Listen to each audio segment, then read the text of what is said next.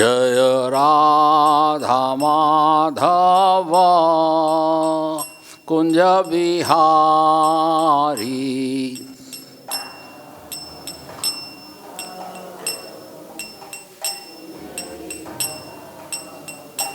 जय गोपी जन वल्लभ गिरिवरधारी।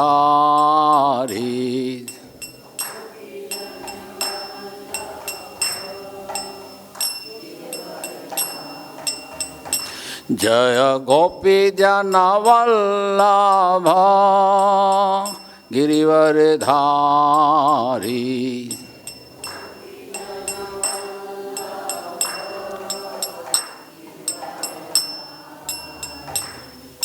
यशोदानंदन व्रज जनारंजन।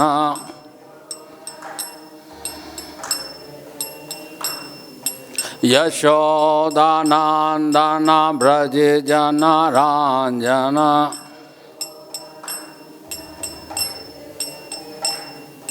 यमुना तीरा वनचारी।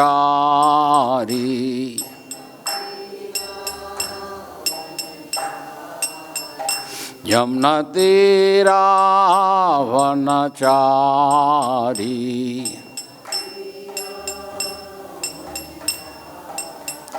जय राधा माधव कुंज बिहारी।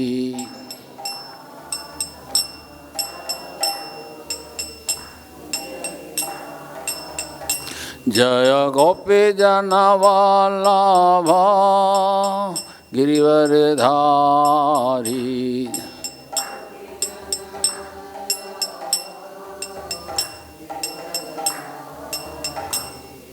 यशोदानंदन व्रज जनारंजन।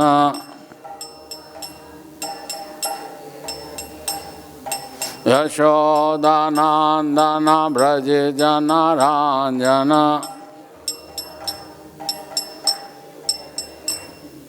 यमुना तीरा वनचारी।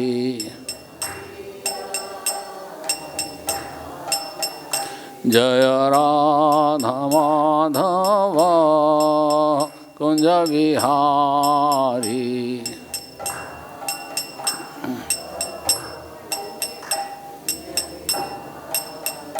जय श्री कृष्ण चैतन्य प्रभु नित्यानंद।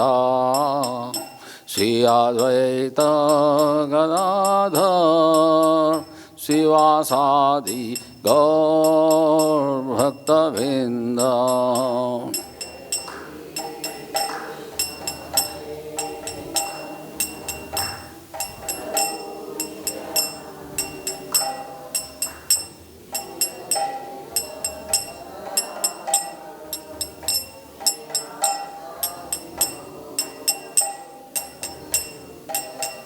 जय श्री कृष्ण चैतन्य प्रभु नित्यानंद।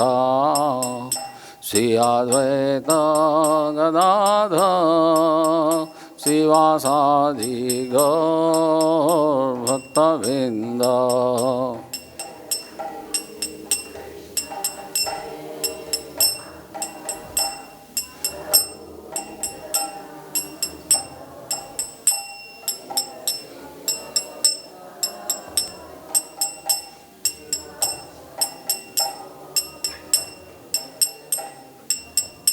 हरे कृष्णा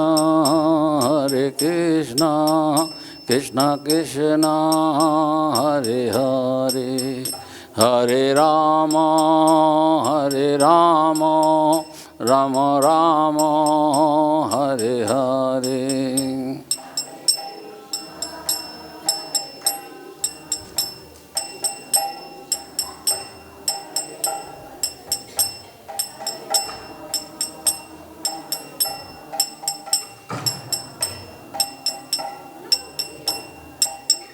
हरे कृष्णा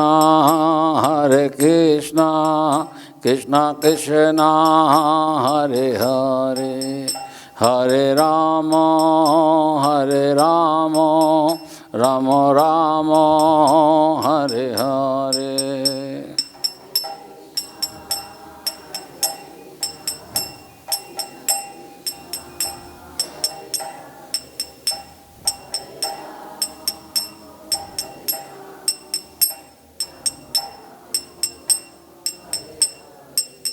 जय राधा माधव राधा माधव राधे।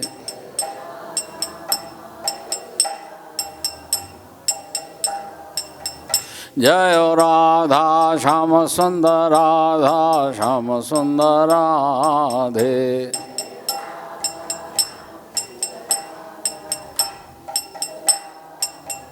जय ललिता विशाखा जय राधे श्याम ललिता विशाखा जय राधे श्याम।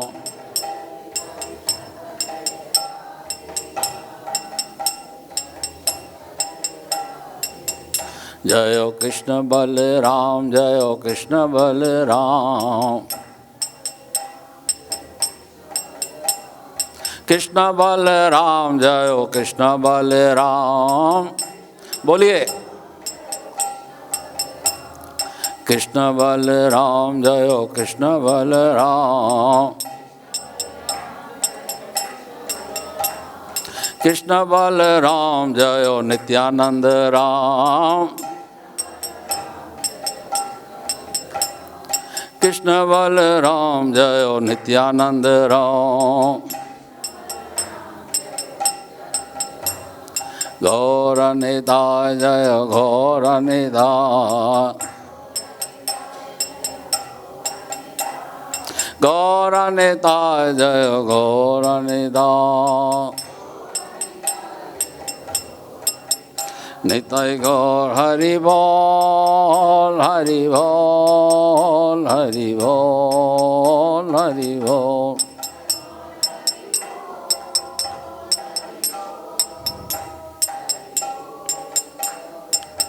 जय जय प्रभुपाद प्रभुपाद प्रभुपाद प्रभुपाद।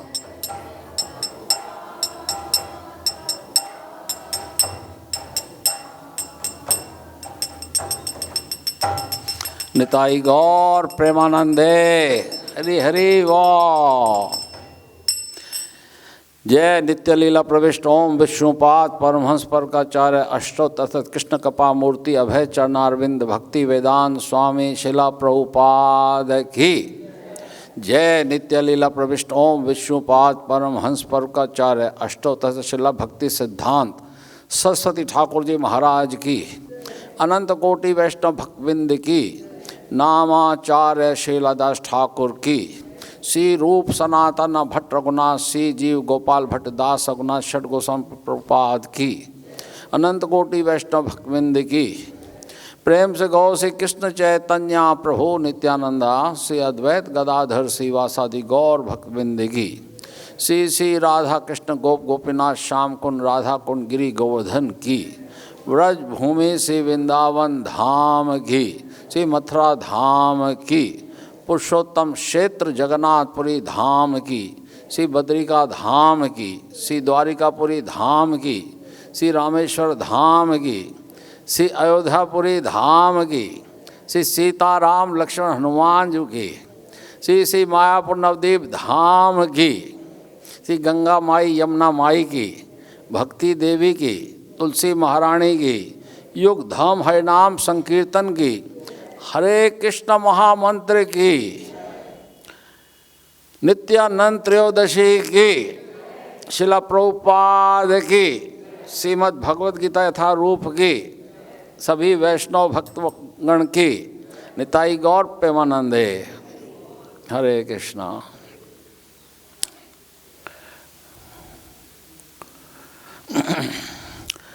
सभी हाथ जोड़ लीजिए, मंगलाचरण करते हैं। ओम अज्ञानतिमिरान्धस्य ज्ञानाञ्जनशलाकया चक्षुरुन्मिलितं येन तस्मै श्रीगुरुवे नमः।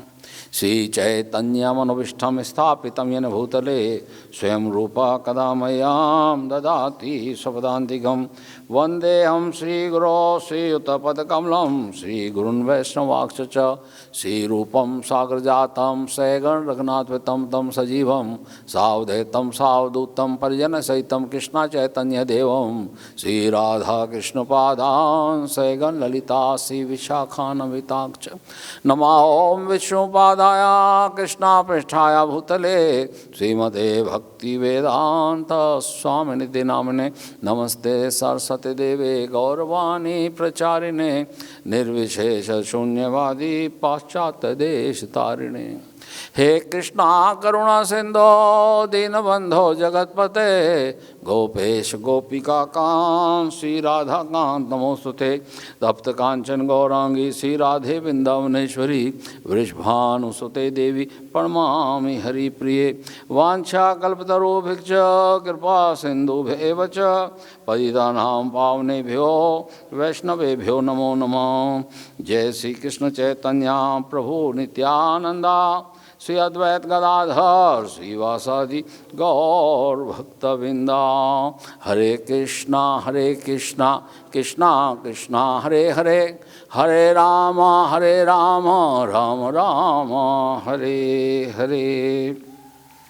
गीता महात्म्य गीता अध्ययनशीलस्य प्राणायाम परस्य च नैव सन्ति हि पापानि पूर्वजन्मकृतानि च सर्वधर्मान् परित्यज्य मामेकं शरणं व्रज अहं त्वां सर्वपापेभ्यो मोक्षयिष्यामि मा शुच।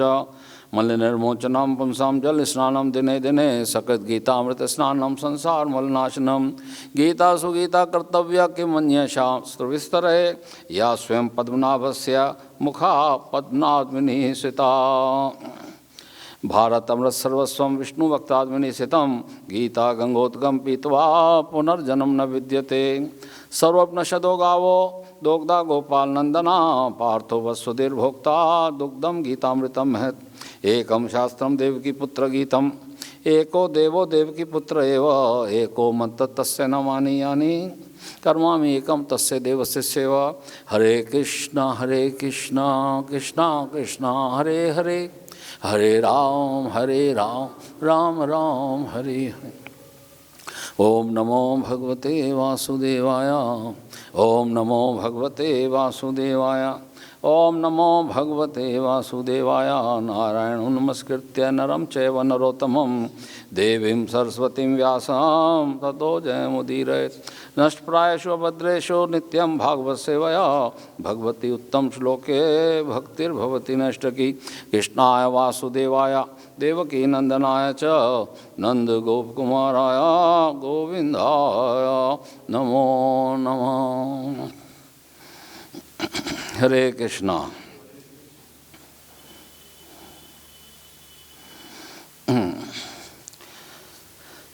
श्रीमद् भगवद गीता यथारूप अध्याय 6, अध्याय का नाम है ध्यान योग और आज का श्लोक संख्या है 6।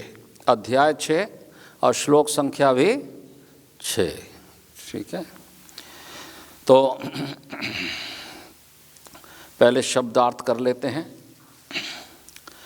बंधु मित्र आत्मा मन आत्मनः जीव का तस्य उसका येन जिससे आत्मा मन एव निश्चय ही आत्मना जीवात्मा के द्वारा जितः विजित अनात्मनः जो मन को वश में नहीं कर पाया उसका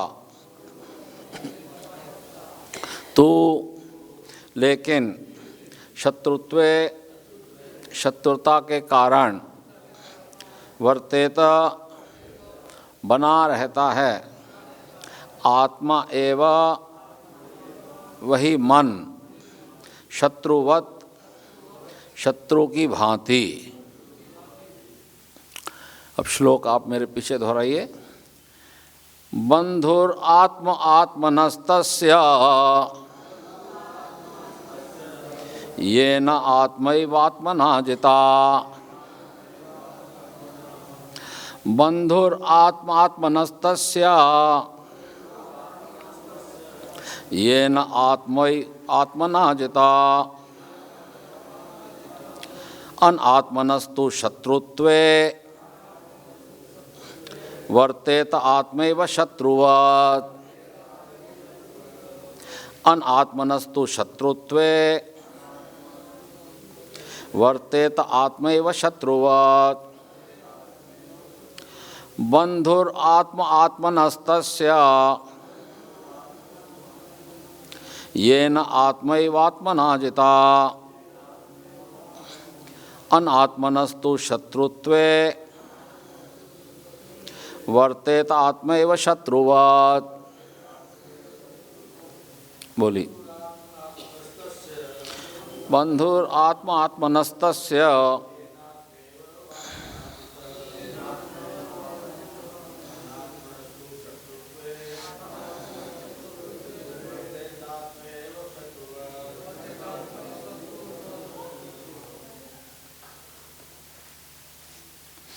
और कोई नहीं बोलने वाला? चलिए।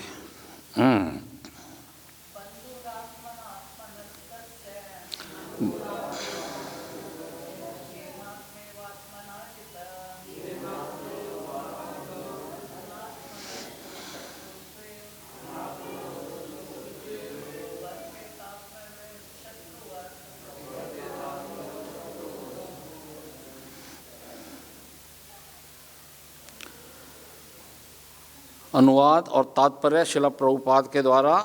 शिला प्रभुपाद की। जिसने मन को जीत लिया है उसके लिए मन सर्वश्रेष्ठ मित्र है, किंतु जो ऐसा नहीं कर पाया उसके लिए मन सबसे बड़ा शत्रु बना रहेगा। मेरे पीछे दोहराइए। जिसने मन को जीत लिया है उसके लिए मन सर्वश्रेष्ठ मित्र है, किंतु जो ऐसा नहीं कर पाया उसके लिए मन सबसे बड़ा शत्रु बना रहेगा। तात्पर्य अष्टांग योग के अभ्यास का प्रयोजन, नहीं आपको नहीं बोलना, सुनना है। अष्टांग योग के अभ्यास का प्रयोजन मन को वश में करना है, जिससे मानवीय लक्ष्य प्राप्त करने में वह मित्र बना रहे। अष्टांग योग ध्यान योग का अंग है। अष्टांग योग है ना, 8 अंग होते हैं अष्टांग योग में।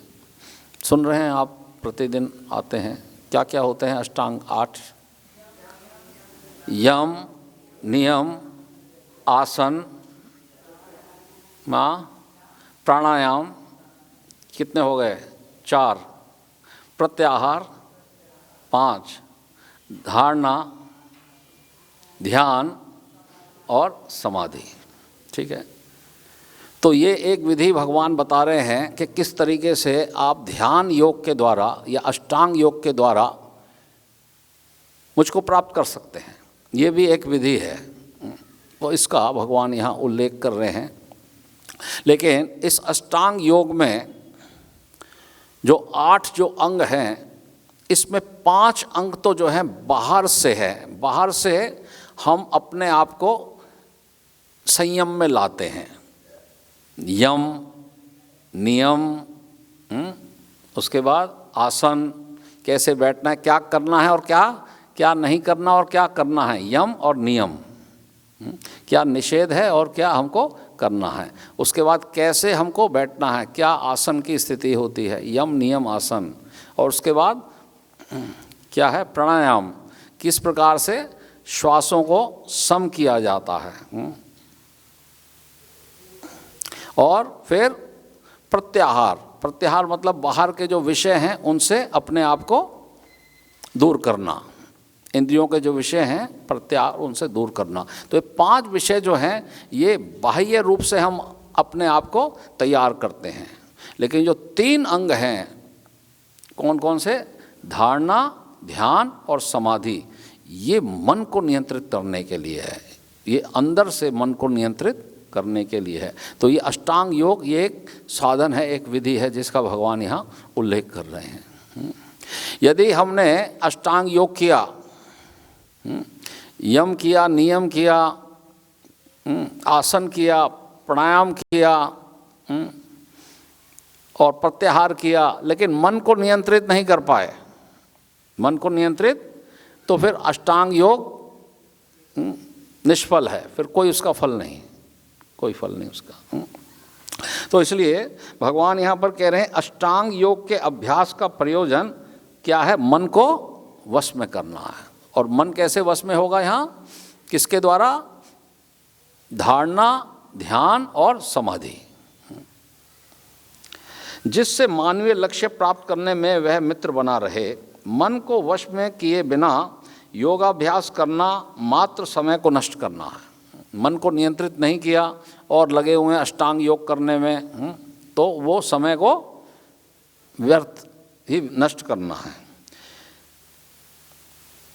जो अपने मन को वश में नहीं कर सकता वह सतत अपने परम शत्रु के साथ निवास करता है। तो जो मन को नियंत्रित नहीं कर सकता वो कहाँ निवास कर रहा है, अपने शत्रु के साथ निवास कर रहा है। और इस तरह उसका जीवन तथा लक्ष्य दोनों ही नष्ट हो जाते हैं। प्रभुपाद समझा रहे हैं कि जीवन नष्ट हो जाता है, यदि मन नियंत्रण में नहीं है तो जीवन भी नष्ट और हमारा जीवन का लक्ष्य भी नष्ट हो जाता है। जीव की स्वाभाविक स्थिति यह है कि वह अपने स्वामी की आज्ञा का पालन करे। जीव की स्थिति है स्वामी की आज्ञा का पालन करे। अतः जब तक मन अविजित शत्रु बना रहता है तब तक मनुष्य को काम, क्रोध, लोभ, मोह आदि इच्छाओं का पालन करना होता है। तो यहाँ एक बात तो ये समझने की है जो प्रभुपाद हमको समझाना चाह रहे हैं। क्या समझाना चाह रहे हैं कि जीव की जो स्वाभाविक स्थिति है, जीव की सबसे पहले तो ये समझ पाना कि जीव अलग है और मन अलग है, यही नहीं लोग जानते और यहीं पे सारा संसार धोखा खा रहा है। क्योंकि जन्म जन्मांतर से हमने अपनी पहचान किससे कर ली है, शरीर से और मन से कर ली है। हम स्वयं को शरीर मानते आए हैं और स्वयं को मन मानते आ रहे हैं। शरीर की आवश्यकताओं को पूरा करना और मन की आवश्यकताओं को पूरा करना, ये मेरा लक्ष्य है जीवन का, इतना ही हम जानते हैं। देखिए, शुरुआत से लेके जब से हम जन्म हुआ, चाहे हम स्कूल गए, चाहे हम कॉलेज गए, चाहे हम कितना भी संघर्ष किया, पढ़ाई किया, लिखाई किया, धन उपार्जन के लिए अनेक साधन अपनाए, जो भी कार्य हम करते हैं उसके पीछे लक्ष्य क्या होता है कि शरीर की आवश्यकताएं पूरी हों और मन हमारा प्रसन्न रहे।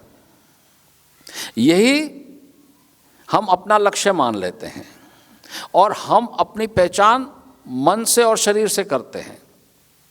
हमको नहीं मालूम कि मैं जीव आत्मा हूं और मन अलग है।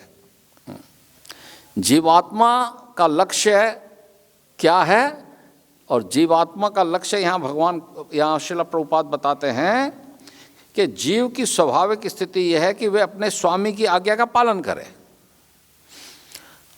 और ये भी नहीं मालूम कि स्वामी कौन है। साधारण लोगों को कहाँ मालूम कि स्वामी कौन है, ये भी तो समस्या है। तो जब स्वामी का पता नहीं तो उसकी आज्ञा का पालन कैसे होगा। और जीव को अपना ही पता नहीं कि मैं जीव हूँ और ये शरीर और मन से मेरी स्थिति अलग है, तो सारा संसार धोखा खा रहा है, सारा संसार धोखा खा रहा है। जब तक हमारे जीवन में गुरु, साधु और शास्त्र का प्रवेश नहीं करता होता, तब तक सारा संसार धोखा खाता है। लाखों रुपया खर्च हो जाता है विद्या अर्जन करने में। लोग बड़ी बड़ी डिग्रियां हासिल कर लेते हैं, doctor, engineer, chartered accountant, architect, न जाने क्या क्या उपाधियां ले लेते हैं, और ये उनको मालूम नहीं कि वास्तव में मैं कौन हूँ, हु एम आई, मैं हूँ कौन, ये मालूम नहीं। और अपनी पहचान किससे कर लेते हैं? शरीर से और मन से कर लेते हैं, यही लक्ष्य बन जाता है। तो यहाँ प्रभुपाद बहुत सुंदर तरीके से हमको बता रहे हैं कि जीव की स्वाभाविक स्थिति यह है कि वह अपने स्वामी की आज्ञा का पालन करे। तो स्वामी कौन है? जीवेर स्वरूप हैर कृष्णेर नित्य दास। तो जीव जो है भगवान श्री कृष्ण का नित्य दास है, और उसकी आज्ञा का पालन करना उसका परम लक्ष्य है। उसका लक्ष्य ये है, उसका लक्ष्य ये नहीं है कि मैं किस प्रकार से अपने इंद्रियों की तृप्ति करूं, किस प्रकार से मैं इंद्रिय तृप्ति को अपना लक्ष्य बनाऊं। उसका लक्ष्य क्या होना चाहिए? स्वामी की आज्ञा का पालन करना। और स्वामी पता होना चाहिए कौन है। लोगों को नहीं मालूम कि भगवान श्री कृष्ण हमारे स्वामी हैं।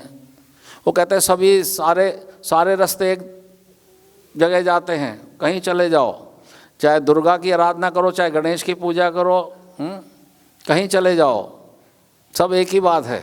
तो उनको नहीं मालूम कि वास्तव में हमारे स्वामी कौन है। तो स्वामी का पता लगे, और स्वामी का पता लगने के बाद फिर स्वामी की आज्ञा का पता लगे कि उनकी आज्ञा क्या है। तो जीव की स्वाभाविक स्थिति यह है कि वह अपने स्वामी की आज्ञा का पालन करे। अतः जब तक मन अविजित शत्रु बना रहता है, तब तक मनुष्य को काम, क्रोध, लोभ, मोह आदि की आज्ञाओं का पालन करना होता है। तो यहाँ पर प्रभुपाद हमको समझा रहे हैं कि जब तक मन शत्रु बना हुआ है, तो वो किसकी आज्ञा का पालन करता है? जो हमारी इंद्रियां हैं, आँख, नाक, कान, जिह्वा, त्वचा, ये जो ज्ञानेंद्रियां हैं, 5 ज्ञानेंद्रियां, 5 कर्मेंद्रियां, और उनके ऊपर है मन। तो मन जो है वो इंद्रियों के ऊपर है। तो इंद्रियों का स्वामी है मन, और जीव का स्वामी है भगवान श्री कृष्ण।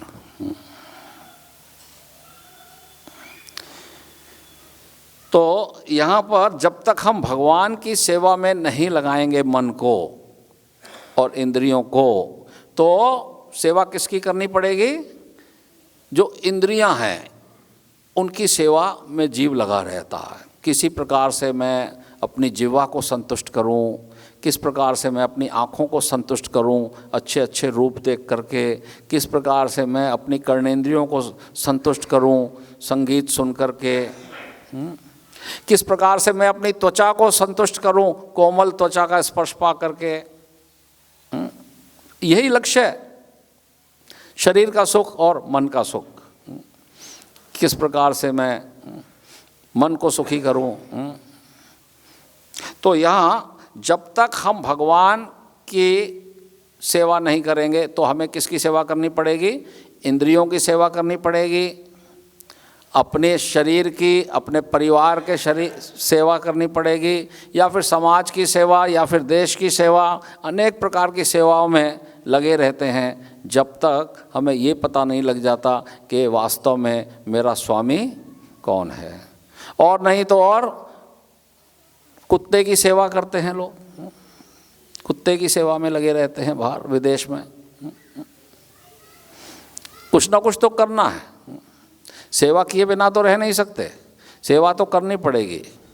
या तो संसार की सेवा, अपने शरीर की सेवा, अन्यथा अपने स्वामी की सेवा। तो ये निर्णय किसको करना है? जीवात्मा को निर्णय करना।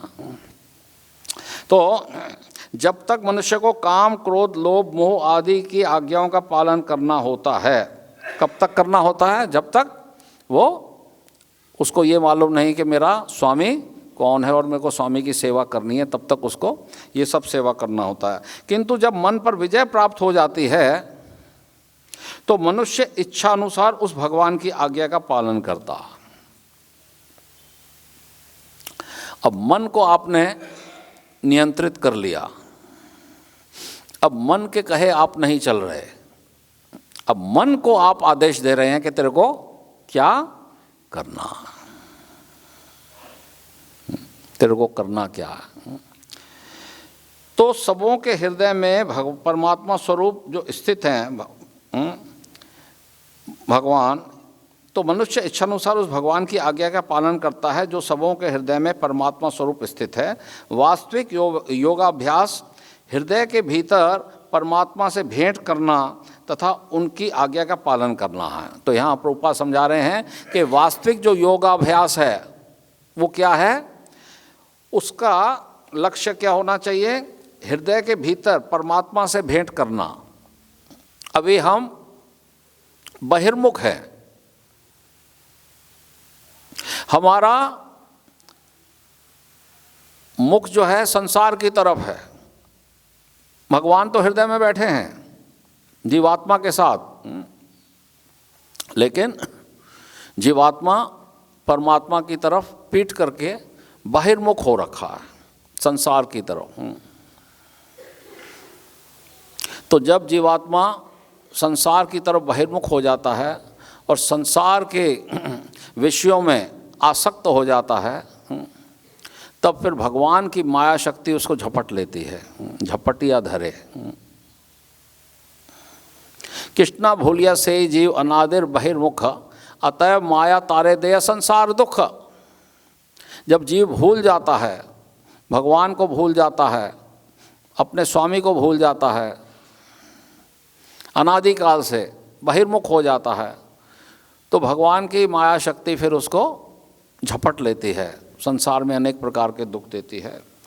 तो यहाँ पर प्रभुपाद कह रहे हैं कि वास्तविक योगाभ्यास हृदय के भीतर परमात्मा से भेंट करना तथा उनकी आज्ञा का पालन करना है। जो व्यक्ति साक्षात कृष्ण भावना में स्वीकार करता है वह भगवान की आज्ञा के प्रति स्वतः समर्पित हो जाता है। तो यहाँ श्रील प्रभुपाद का भक्ति वेदांत तात्पर्य समाप्त होता है। श्रील प्रभुपाद की।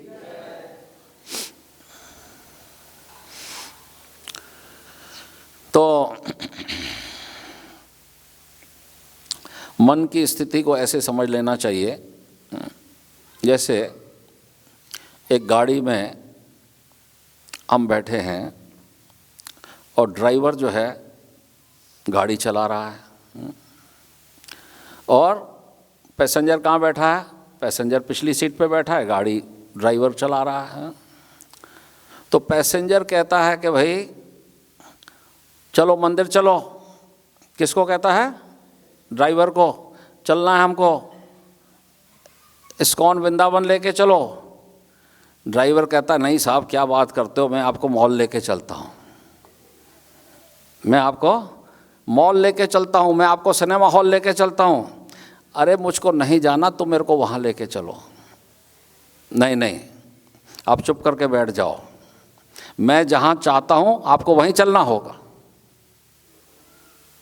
अब बताइए मालिक की दुर्दशा है कि अच्छी दशा है? हैं? दुर्दशा है। यानी ड्राइवर मालिक के कहने पे नहीं चल रहा, अपनी मनमर्जी कर रहा है। इसको ऐसे समझ लीजिए। तो जिसका ड्राइवर अपनी मनमर्जी करे और मालिक के हिसाब से ना चले तो उस मालिक की दशा कैसी होगी?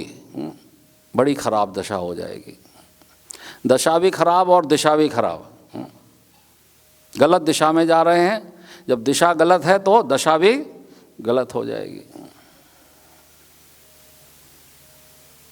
तो वो जो ड्राइवर है वो कौन है? वो है मन, वो मन है। तो इस प्रकार से जब तक इस बात को हम नहीं समझ पाएं कि भाई ड्राइवर, या यूं समझ लीजिए कि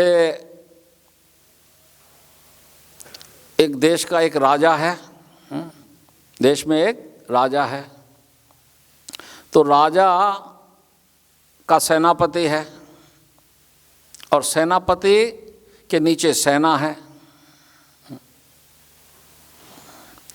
तो राजा के नियंत्रण में सेनापति होना चाहिए, तभी राजा है ना वो। अगर सेनापति अपनी मनमर्जी कर रहा है, राजा की बात को मान ही नहीं रहा, तो वो कैसा राजा है? और सेनापति की सेना उसके नियंत्रण में नहीं है, तो वो कैसा सेनापति है?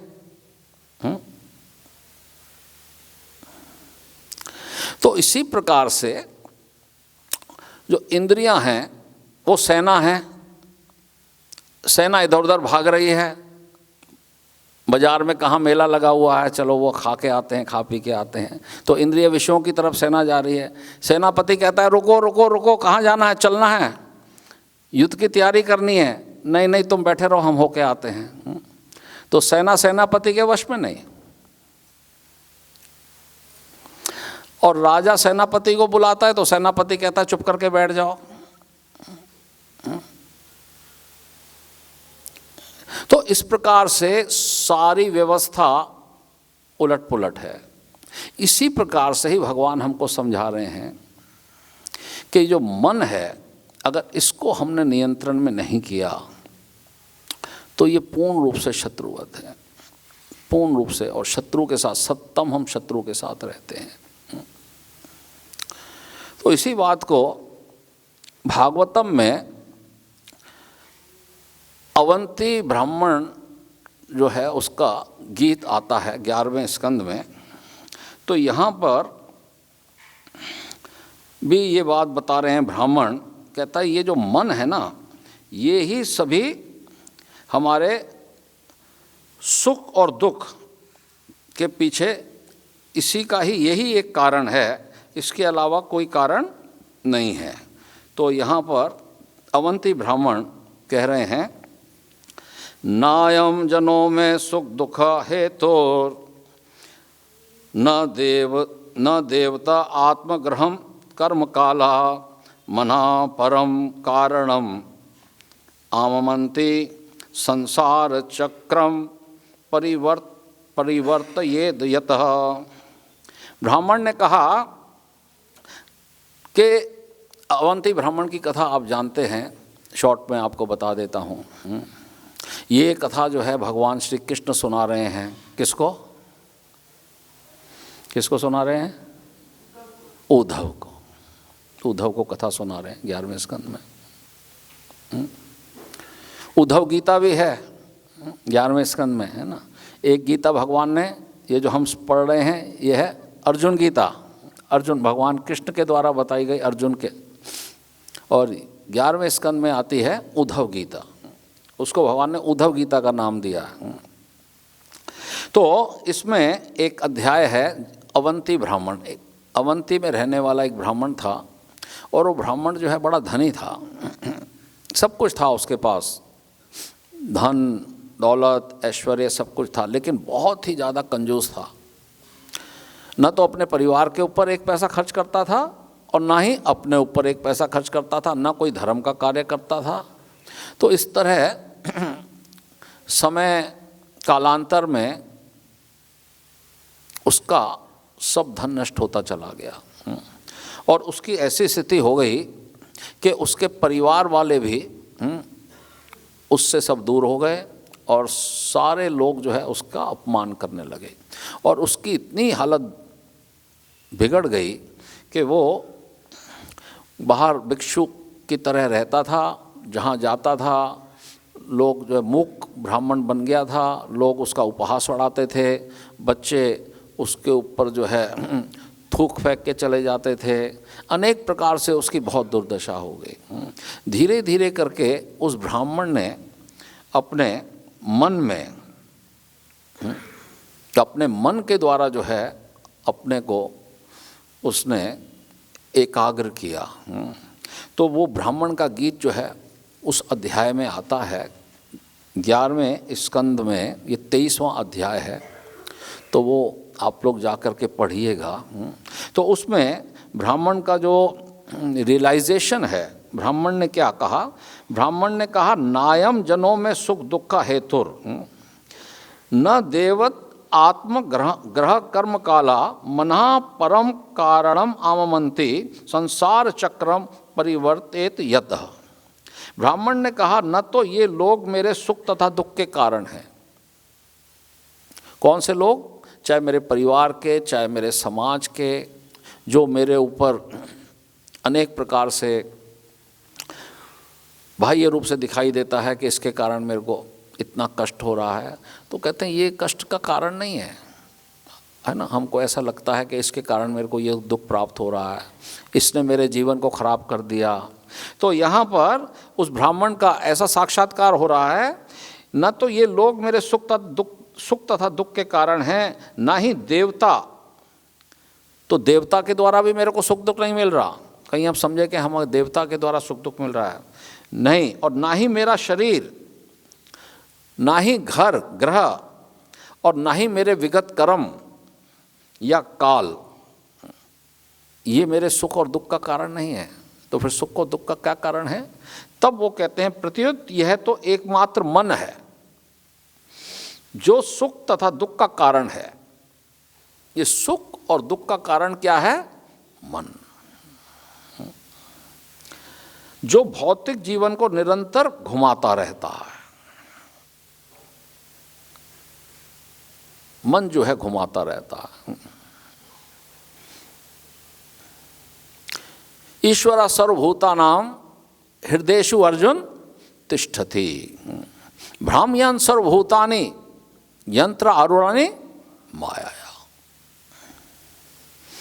ये जो यंत्र है जिसमें शरीर रूपी यंत्र और मन और बुद्धि, ये सूक्ष्म शरीर, तो मन तो निरंतर घुमाता रहता है और मन सूक्ष्म शरीर, इसकी मृत्यु नहीं होती। जब तक जीवात्मा इस जगत में है तब तक ये मन, वही मन हम अनेक शरीरों में स्थानांतरित होता है, ट्रांसफर बॉडी में जाता है। तो ये मन जो है यही सुख और दुख का अनुभव कराता है जीवात्मा को। जीवात्मा तो सच्चिदानंदमय है, जीवात्मा तो भगवान का अंश है। जीवात्मा को सुख और दुख का वास्तव में स्पष्ट नहीं हो सकता, लेकिन मन जो है उसको अनुभव कराता है। सुख और दुख का अनुभव मन कराता है। तो यहाँ पर प्रभुपाद के शिष्यगण तात्पर्य में लिख रहे हैं, सतोगुण में मनुष्य अपने को संत या चतुर मानता है। जब सतोगुण, क्योंकि मन कैसे कार्य करता है? मन कार्य करता है गुणों के प्रभाव में आकर के। अगर सतोगुण में मन स्थित है तो सतोगुण में स्थित होने के बाद मन में एकाग्रता आती है, आदमी शांत हो जाता है, एकाग्र हो जाता है सतोगुण में आने के बाद। शुद्ध सतोगुण में जब व्यक्ति आता है तो और उसके अंदर और आगे बढ़ जाता है। लेकिन रजोगुण में और तमोगुण में, है ना, तमोगुण में उसके अंदर मूढ़ता आ जाती है, मूढ़ता। जो नहीं है उसको सही मानेगा, सही को गलत मानेगा, आलस, प्रमाद, सारे गलत कार्य करना। जब तमोगुण में से मन नियंत्रित हो जाता है, और रजोगुण में क्षिप्तता और विषमता, ये दो चीज़ें उत्पन्न होती हैं। क्षिप्तता क्या होता है? क्षिप्तता मतलब पुरानी चीज़ों को बार बार सोचते रहना, हाय मेरे साथ ऐसा हो गया था, 5 साल पहले ऐसा हो गया था, 2 साल पहले ऐसे हो गया था, देखो मैंने अपने जीवन को कैसे वो कर दिया। बार बार अनेक चीज़ों के बारे में वो सोचता ही रहता है कि मेरे जीवन में क्या क्या मेरे साथ घटनाएं घटी, किसने मेरे साथ क्या क्या किया। ये रजोगुण का प्रभाव है, क्षिप्तता। और विषक्ता, विषक्ता मतलब जब विशेष रूप से क्षिप्तता आ जाती है, विशेष रूप से मतलब एक ही बात को पकड़ लेता है जीव, एक ही बात को बार बार, और उसी में अपना पूरा चिंतन लगा देता है कि उसने मेरे साथ ऐसा किया, उसने ये किया, उसने मेरे साथ, उसी एक ही घटना को बारंबार, एक तो क्षिप्तता और एक विषक्ता। तो ये रजोगुण के प्रभाव से होता है। तो मन रजोगुण के प्रभाव में आएगा तो भी दुखी रहेगा, तमोगुण के प्रभाव में आएगा तो भी कष्ट में आएगा। जब सतोगुण के प्रभाव में आता है तब उसके अंदर एकाग्रता और शांति आती है, और उससे जब आगे बढ़ता है, शुद्ध सतोगुण में आता है, कृष्ण भावना भावित होता है, तो फिर इन 3 गुणों के प्रभाव से मुक्त होता है। तो यहाँ पर कह रहे हैं कि सतोगुण में मनुष्य अपने को संत या चतुर मानता है, साधु मानता है सतोगुण में। रजोगुण में भौतिक सफलता के लिए संघर्षशील रहता है। रजोगुण व्यक्ति क्या चाहता है? रजोगुण व्यक्ति भोग चाहता है। राजा रजोगुणी होता है, भोग और ऐश्वर्य चाहिए। तो रजोगुण में व्यक्ति क्या करता है? रजोगुण में भौतिक सफलता के लिए संघर्षशील रहता है, और तमोगुण में वह क्रूर, आलसी तथा पापी बन जाता है। भौतिक गुणों के सम्मेल से ही मनुष्य अपने को देवता, राजा, धनी, पंडित आदि मानता है। ये गुणों के प्रभाव से। और ये धारणाएं भौतिक उपाधियां हैं जो प्रकृति के गुणों से उत्पन्न होती हैं, और ये क्षणिक इंद्रिय तृप्ति के भोगार्थ शक्तिशाली मन की प्रवृत्ति के अनुसार अपने को नियोजित करती है। ठीक है, तो मतलब ये है कि यहाँ पर बता रहे हैं कि धन कमाने के लिए हम अनेक पाप तथा अपराध करते हैं, और हम यह सोचते हैं कि किसी भी कीमत पर धन तो कमाना ही है, क्योंकि धन के बिना तो कोई धार्मिक उत्सव संपन्न नहीं किया जा सकता, ना ही सुंदर स्त्रियों, महलों तथा वाहनों से इंद्रियों की तृप्ति की जा सकती है। जैसे ही धन मिल जाता है, मनुष्य को और अधिक समस्याओं का सामना करना पड़ता है, किंतु इस संबंध में जिद्दी मन कभी भी नेक सलाह पर ध्यान नहीं देता। अतः मनुष्य को मानसिक कल्पना त्याग कर अपने मन को कृष्ण भावनामृत में नियंत्रित करना चाहिए, जैसा कि अवंती के ब्राह्मण के दृष्टांत से प्रकट होता है। तो मतलब कहने का ये है कि मन जो है ये रहता है इस संसार में गुणों के प्रभाव में। इसीलिए जब हम जैसे व्यक्ति का संग करते हैं वैसा फिर हमारा भाव परिवर्तित होता है। कोई व्यक्ति संसार में रजोगुण और तमोगुण में जीवन बिताया और उसको भाग्य स्वरूप वृंदावन धाम मिल गया, और वृंदावन धाम मिलने के बाद वो फिर भक्तों के साथ उसका संपर्क हो गया, भक्तों के साथ संपर्क होने के साथ फिर वो भक्ति में कार्यों में लग गया।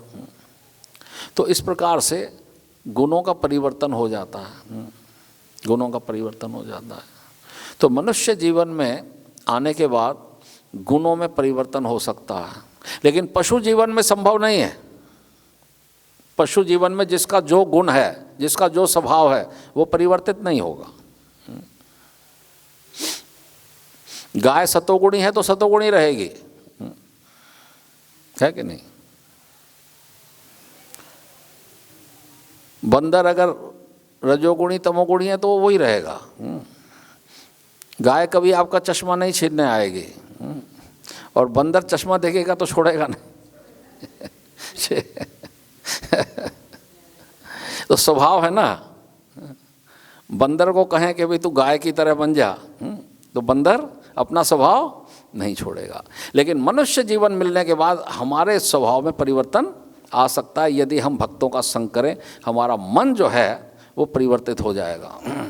गुणों का प्रभाव रजोगुण से तमोगुण से निकल करके सतोगुण में, और सतोगुण से निकल करके शुद्ध सतोगुण में भी हम पहुंच सकते हैं भक्तों के संग के द्वारा। इसलिए मन को जो है, एक तो इतना समझाना है कि मन, तेरा स्वभाव अलग है और मेरा स्वभाव अलग है। मन का स्वभाव अलग है और मेरा स्वभाव अलग है। मैं भगवान का अंश हूं, और तेरे को मेरे नियंत्रण में चलना है तो तू मेरा मित्र बन सकता है, या मैं तेरे को अपना मित्र मान सकता हूं यदि तू मेरे कहे के अनुसार चलेगा। यदि तू मेरे कहे के अनुसार नहीं चलेगा तो फिर हमारी बात बनने वाली नहीं है। इसीलिए श्रीला भक्ति विनोद ठाकुर कहते हैं, प्लीड योर माइंड, अपने मन को तर्क से समझाओ कि मन देख, मान जा, तेरे को मानना होगा, तेरे को मेरे अधीन रहना होगा,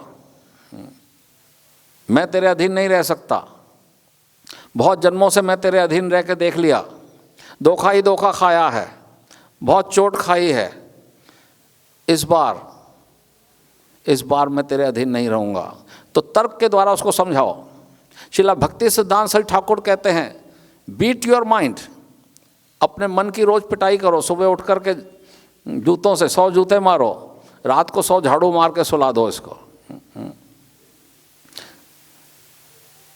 100 जूते और 100 झाड़ू प्रतिदिन इसको मारो, तब ये काबू में आएगा। प्रभुपाद ने कहा, एंगेज योर माइंड, अपने मन को एंगेज करो, यानी कहीं ना कहीं उसको लगाओ। मन को जब तक आप एंगेज नहीं करोगे, माइंड को एंगेज को क्या कहते हैं? हाँ, व्यस्त रखना। देख, एक किसी व्यक्ति को जो है वो मिल गया, क्या कहते हैं वो, मैजिक लैंप होता है, क्या होता है, जिन, एक दिया मिल गया, चिराग है ना। पहले वो कथा आती थी, अल्लादीन का चिराग है, अल्लादीन का चिराग मिल गया। तो अल्लादीन का चिराग क्या करेगा? अल्लादीन का चिराग, अरे अल्लादीन का चिराग उसने किया और उसको सामने जिन प्रकट हो गया। जिन प्रकट हो गया, बोले बताओ स्वामी क्या करना है मेरे को? बोले कि तुम कैसे आ गए? बोले आपने बुलाया, मैं आ गया। तो जैसे आप बुलाओगे मैं आ जाऊंगा, और मेरे को काम बताओ। अगर आप मेरे को काम नहीं बताओगे तो मैं तुम्हें खा जाऊंगा। तो ये तो बड़ी समस्या है। तो काम तो बहुत है, चल कर, तू घर की सफाई कर, झाड़ू पोछा बर्तन ये सब करके आ। तुरंत आ गया करके 1 सेकंड में। अरे तो बड़ा अच्छा है ये तो जिन, बहुत अच्छा है, ये तो ऐसा तो कभी देखा ही नहीं। जल्दी बताओ और काम बताओ, नहीं तो मैं खा जाऊंगा तुमको। अब कौन सा काम बताऊं? चल पड़ोस वाले का घर साफ कर, चल उसका कर, चल, लेकिन कितना वो तो तुरंत करके आ जाए। बोले बताओ नहीं तो अब मैं खा जाऊंगा तुमको। अब वो तो परेशान हो गया। उसने गया महात्मा के पास, बोले महात्मा क्या करूं? अब वो जिन तो मिल गया है मेरे को, वो काम भी बहुत करता है, बढ़िया करता है, लेकिन कहता है अगर मेरे को काम नहीं दिया तो मैं तुमको खा जाऊंगा। तो महात्मा ने उसको समझाया, बोले ऐसा कर, एक बांस गाड़ दे घर के बाहर, और उसको कहे कि इस बांस के ऊपर और नीचे चढ़ा और उतरा कर हर वक्त, ये तेरा काम है। हर समय ऊपर चढ़ो और फिर नीचे उतरो, 24 घंटे ये काम करता रहे। जिस वक्त मेरे को बुलाना होगा मैं तेरे को बुला के काम करा लिया करूँगा।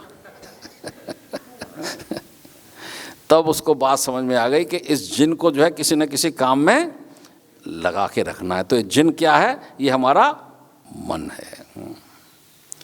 हरे कृष्णा कृष्णा कृष्णा हरे हरे, हरे राम राम राम हरे हरे। इसको लगा के रखना है। ये बांस पे उतरना और चढ़ना क्या है?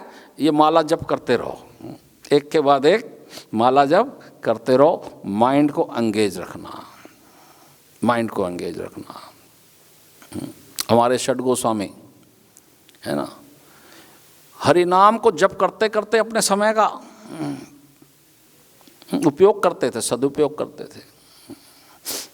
तो भगवान का नाम जप करना भगवान की सबसे बड़ी सेवा है, और साथ साथ ये सेवा मांगना भी है। ये दोनों काम एक साथ होते हैं। देखिए, ये हरे कृष्ण महामंत्र का ये एक विशेष इसके अंदर कि ये महामंत्र अपने आप में सेवा है। हरि नाम जप करना सबसे बड़ी सेवा है भगवान की। और यहाँ प्रभुपाद कह रहे हैं कि जीव को क्या करना है? किसकी सेवा करनी है? भगवान की, अपने स्वामी की सेवा करनी है। तो स्वामी की सेवा हम क्या दे सकते हैं स्वामी को? हमारे पास क्या है? हमारा सब कुछ उसका दिया हुआ है, लेकिन उसको केवल प्रेम से पुकारना, वो सेवा करना है और सेवा मांगना भी है। हरे कृष्णा कृष्णा कृष्णा हरे हरे, हरे राम राम राम हरे हरे। हे राधा रानी, हे भगवान की आह्लादनी शक्ति, आप कृपा करके मुझे अपनी और भगवान की, कृष्ण की प्रेममयी सेवा में लगा दो। ये जीव कई जन्मों से भटक रहा है इस अपने इंद्रियों की सेवा करने में, अपने परिवार की सेवा करने में, संसार की सेवा करने में जीव भटक रहा है। लेकिन अब मेरे पे कृपा करो, मेरे को आप अपनी और कृष्ण की प्रेममयी सेवा में लगा दो। जीवेर स्वरूप हेर कृष्णेर नित्य दास, कर लो ये विश्वास ते दुख नाही। अगर हमको ये विश्वास हो जाता है, ये समझ में आ जाती है कि हम भगवान के नित्य दास हैं और हमारा परम धर्म है भगवान की, अपने मालिक की सेवा करना, अपने स्वामी की सेवा करना, तो फिर जीव जो है निरंतर और निरंतर सुखी होता चला जाता है। जब हम भगवान को संतुष्ट करते हैं तो अपने आप स्वयं संतुष्ट हो जाते हैं, अलग से हमारे को कुछ करने की आवश्यकता नहीं है। ठीक है ना? तो समय तो हो गया है। हरे कृष्णा कृष्णा कृष्णा हरे हरे, हरे राम राम राम। श्रीमद् भगवद गीता यथारूप की, शिला प्रभुपाद की, निताई गौर प्रेमानंदे। कोई बात, कोई प्रश्न? हाँ जी।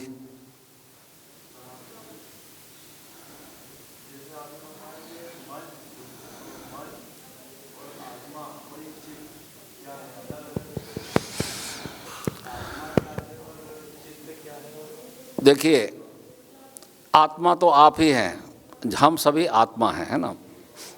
बाकी शरीर मेरा है, शरीर मेरा है, मन मेरा है, बुद्धि मेरी है, लेकिन आत्मा मेरा नहीं है। ये बात कहना गलत है, ये कहना गलत है कि मेरा आत्मा। आप सब चीज़ कह सकते हो, मेरी पुस्तक, मेरा किताब, मेरा शरीर, मेरा आत्मा कहना गलत है। क्या कहेंगे? मैं आत्मा, मैं जीवात्मा।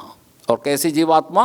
बद्ध जीवात्मा, नित्यबद्ध, नित्यबद्ध जीवात्मा इस जगत में बंदी बना ली गई है। अनेक प्रकार के 84 लाख शरीरों में, 84 लाख योनियों में जीवात्मा को बंदी बनाया गया है। तो जब जीवात्मा को अपना स्वरूप पता लगता है, तब उसको भगवान की सेवा से वो अपने को, जो नित्यबद्ध है, वो नित्य मुक्त हो सकता है।